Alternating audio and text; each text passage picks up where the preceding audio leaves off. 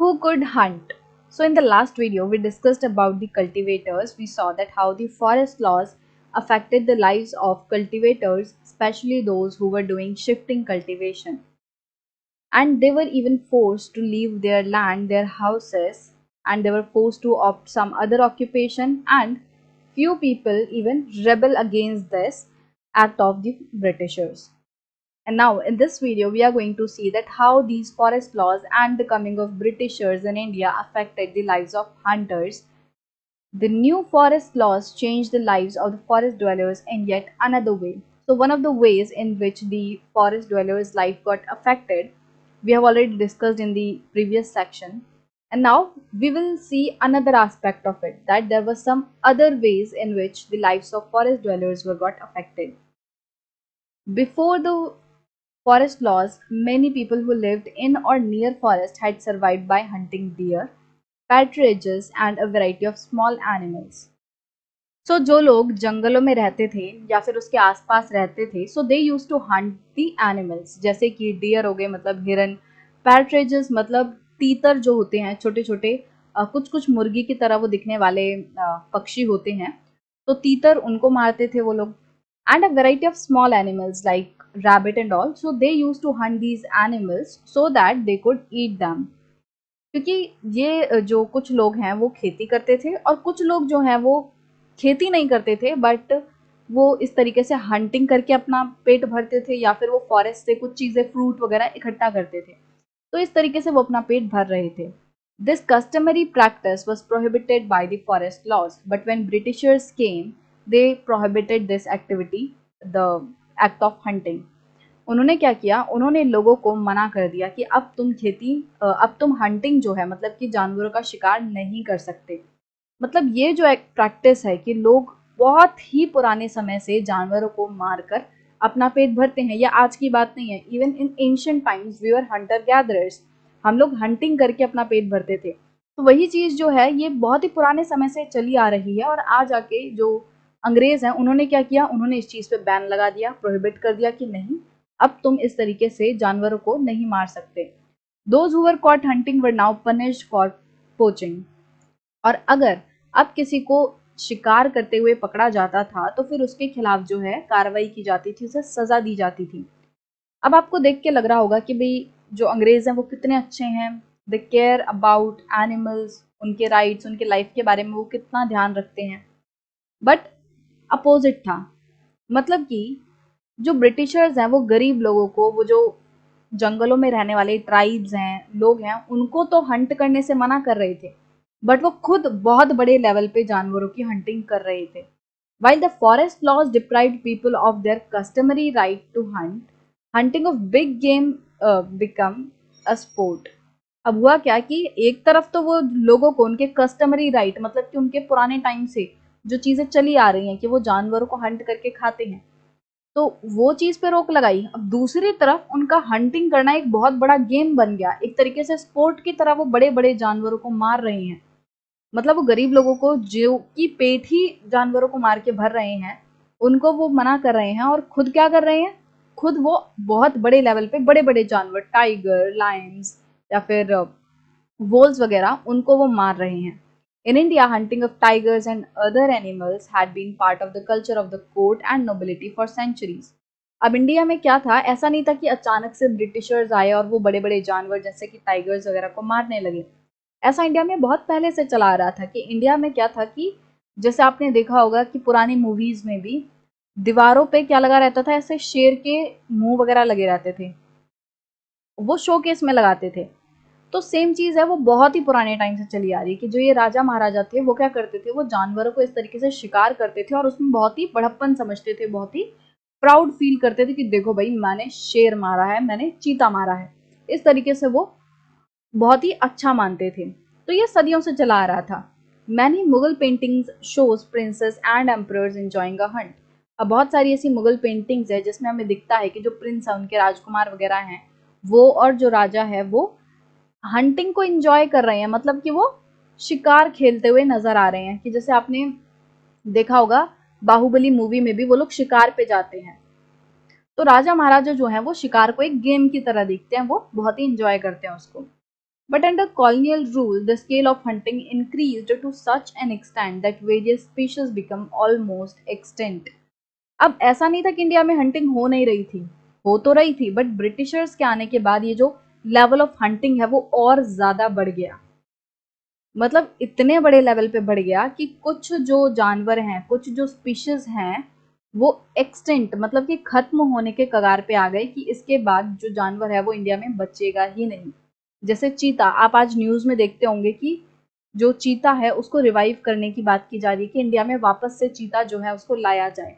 अब इंडिया में टेक्निकली जो इंडिया में चीता थे वो एक्सटेंट हो चुके थे। तो इसी तरीके से हुए हैं कि बहुत ही बड़े लेवल पे जो हंटिंग है वो हुई थी। हम टाइगर को सेव करने की बात करते हैं, सेव टाइगर हम प्रोग्राम्स चलाते हैं। वो किस लिए? क्योंकि टाइगर्स को इस टाइम पर ब्रिटिशर्स के टाइम पे इतने बड़े लेवल पे मारा गया कि अब वो खत्म होने की कगार पे हैं। The British saw large animals a sign of a wild, primitive and savage society. तो जो ब्रिटिशर्स थे वो कहते थे कि जिस सोसाइटी में इस तरीके से बड़े बड़े जानवर हैं और मतलब जंगली जानवर हैं, तो वो कहते थे कि वो सोसाइटी जंगली है, प्रिमिटिव है। प्रिमिटिव मतलब जो पुराने समय से चली आ रही है, पुरातन काल से। और सैवेज है, सैवेज मतलब अगेन वाइल्ड ही होता है सैवेज का मतलब, कि बहुत ही जंगली सी सोसाइटी है ये। They believe that by killing dangerous animals the British would civilize India. और ये ब्रिटिशर्स कहते थे कि वो इस तरीके से बड़े जानवरों को मार के इंडिया को सिविलाइज करेंगे, इंडिया को एक सभ्य सोसाइटी बनाएंगे। They gave rewards for killing of tigers, wolves and other large animals on the grounds that they posed a threat to cultivators. अब ये ब्रिटिशर्स क्या कर रहे थे, वो खुद तो मार ही रहे थे जानवरों को, बट उसके साथ साथ वो और लोगों को भी एनकरेज कर रहे थे कि ज्यादा से ज्यादा इन जानवरों को मारो। वो क्या कर रहे थे, उन्होंने रिवॉर्ड्स जो हैं वो लोगों को देने शुरू कर दिए थे कि अगर आप एक टाइगर मारोगे तो आपको इतना पैसा मिलेगा, दो मारोगे तो इतना मिलेगा। तो इस तरीके से उन लोगों ने क्या किया, रिवॉर्ड्स देना मतलब पुरस्कार देना शुरू कर दिया जानवर्स को मारने के लिए। जैसे टाइगर हो गया, वुल्फ्स हो गए, और जो दूसरे बड़े बड़े एनिमल्स हैं उनको मारने के लिए लोगों को पुरस्कार देने उन्होंने शुरू कर दिए। और वो कहते क्या थे कि भाई हम इसलिए इन बड़े जानवरों को मार रहे हैं क्योंकि ये कल्टीवेटर्स मतलब कि जो खेती करते हैं उन लोगों की जान के लिए खतरा है, कि लोग खेती करते रहते हैं, ये बड़े जानवर आते हैं और इनको मार के चले जाते हैं। इसलिए हम इन कल्टीवेटर्स को मदद करने के लिए, उनको बचाने के लिए इन बड़े जानवरों को मरवा रहे हैं। अब देखो, खेती तो हमारे यहाँ पहले से ही हो रही थी, जब ब्रिटिशर्स नहीं आए थे उससे पहले भी हमारे यहाँ खेती हो रही थी। और ये जो बड़े जानवर हैं, चीता हो गया, शेर हो गया, वुल्व्स हो गए, ये सब पहले भी थे इंडिया में। तो उस टाइम तक तो इतना कोई खतरा नहीं था कल्टीवेटर्स को। जब ब्रिटिशर्स आए तभी कल्टीवेटर्स को जंगली जानवरों से खतरा होने लग गया। तो मतलब कि कोई बहुत ज्यादा लॉजिक नहीं था इनकी इस बात पे कि वो कल्टीवेटर्स को प्रोटेक्ट करने के लिए इन बड़े जानवर को मार रहे हैं। और चलो, कल्टीवेटर्स को तुम प्रोटेक्ट भी कर रहे हो, बट इतने बड़े लेवल पे मारने की क्या जरूरत है कि जानवर खत्म ही हो जाए, मतलब उनकी स्पीशीज एकदम एक्सटेंट ही हो जाए। तो वो तो कोई सेंस नहीं बनती। Over 80,000 tigers, 150,000 leopards and 2 lakh wolves were killed for reward in the period 1875 to 1925। तो इस पीरियड के बीच में इतने ज्यादा बड़े लेवल पे टाइगर्स, लेपर्ड्स एंड वोल्व्स को मारा गया। Gradually the tiger came to be seen as a sporting trophy. और धीरे धीरे करके क्या हुआ, जो टाइगर है वो एक तरीके से एक अवार्ड की तरह देखे जाने लग गया कि मतलब अगर इस आदमी ने टाइगर मारा है तो बहुत बड़ी बात है। और इस तरीके से टाइगर्स वगैरह को क्या किया जाता था, उनको अपने घर में सजाया जाता था। जैसे आपने पुरानी मूवीज वगैरह में देखा होगा कि लोगों के घरों में ऐसे दीवारों पे चीते लगे रहते थे, ऐसे उनके टाइगर्स एंड जो लायंस वगैरह उनके ऐसे सर लगे रहते थे और हिरन के सर लगे रहते थे। तो वो एक तरीके से उसको शोकेस करते थे, दिखाते थे और ऐसे मतलब बड़ा अच्छा फील करते थे कि देखो हमने टाइगर मारा हुआ है। तो इस तरीके से धीरे धीरे करके टाइगर जो है वो लोगों की शान बनने लग गया कि हमने टाइगर मारा है। The Maharaja of Surguja alone shot 1,157 tigers and 2,000 leopards up to 1957। तो सरगुजा के एक महाराजा थे, उन्होंने अकेले ने 1957 तक 1,157 टाइगर्स जो है वो मारे थे और लगभग 2,000 लेपर्ड्स उन्होंने मारे थे। तो ये उन्होंने अकेले इतने बड़े लेवल पे जो जानवर है उनका हंट किया था। अब British administrator George Yule killed 400 tigers. और इसी तरीके से एक ब्रिटिश एडमिनिस्ट्रेटर थे, उन्होंने लगभग 400 टाइगर्स को मारा। Initially certain areas of forest were reserve for hunting. अब हुआ क्या कि जब शुरू शुरू में इन लोगों ने इस तरीके से फॉरेस्ट को क्लासीफाई किया था, तो उसमें उन्होंने कुछ जो एरियाज है उन्हें रिजर्व्ड रखा था कि अ, इन जंगलों में जो हंटिंग है वो नहीं हो सकती, कि इन जंगल में तुम शिकार नहीं कर सकते। बट इस तरीके से जो रिजर्व्ड एरियाज थे वो काफी कम थे। Only much later did environmentalists and conservators begin to argue that all these species of animals needed to be protected and not killed. अब बहुत बाद में जाकर जो एनवायरमेंटलिस्ट हैं, जो अ, हमारे नेचर की केयर करते हैं, एनवायरनमेंट की केयर करते हैं, या वो उसके लिए काम करते हैं, ऐसे लोग कंजर्वेटर्स जो एनवायरनमेंट को कंजर्व करने की बात करते हैं, तो ऐसे लोगों को बहुत, उन्होंने भी बहुत बाद में जाके ये रियलाइज किया कि भाई ये लोग जो ब्रिटिशर्स इतने बड़े लेवल पे हमारे जानवरों को मारे जा रहे हैं, ये तो इन जानवरों को खत्म ही कर देंगे। अब एक फूड चेन होती है, जैसे मान लो यहाँ घास फूस है, ठीक है। अब घास फूस को या जो प्लांट्स वगैरह हैं उन्हें डियर खाता है, उन्हें हिरन खाता है, और हिरन को क्या खाता है, शेर खाते हैं, ठीक है। अब शेर जो है वो खुद मर जाते हैं मान लो। अब आपने क्या किया, शेरों को बहुत बड़े लेवल पे मारना शुरू कर दिया। अब अगर शेर खत्म होंगे, इसका मतलब जो हिरन है उनको खाने वाले शेर जो है वो कम हो गए, तो मतलब अब जो डियर की पॉपुलेशन है वो बढ़ती जाएगी और बहुत सारे डियर डियर हो जाएंगे। अब डियर क्या खाते हैं, घास फूस। अब अगर बहुत ज़्यादा बड़े लेवल पे डियर बढ़ जाएंगे तो उससे क्या होगा, वो बहुत बड़े लेवल पे घास फूस खाएंगे और धीरे धीरे करके पेड़ पौधे जो है वो खत्म होने लगेंगे। तो मतलब कि हर चीज़, ये मैंने एक बहुत छोटी सी आपको एक फूड चेन का एग्जांपल दिया है। इस तरीके से हर एक जो एलिमेंट है, हर एक जो चीज़ है इस फूड चेन में, वो एक बहुत ही इंपॉर्टेंट रोल प्ले करती है। और अगर हम उस फूड चेन में से किसी एक भी एलिमेंट को खत्म करने की कोशिश करते हैं तो पूरी फूड चेन डिस्टर्ब हो जाएगी और अल्टीमेटली उसका असर हम पे भी पड़ेगा। इसीलिए ज़रूरी है कि जो भी चीज़ें नेचर में हैं, जिस तरीके से ये पूरी नेचर की साइकिल बनी हुई है, फूड चेन वगैरह बनी हुई है, उसको वैसा ही रहने दिया जाए, हम कोई उसमें छेड़खानी ना करें।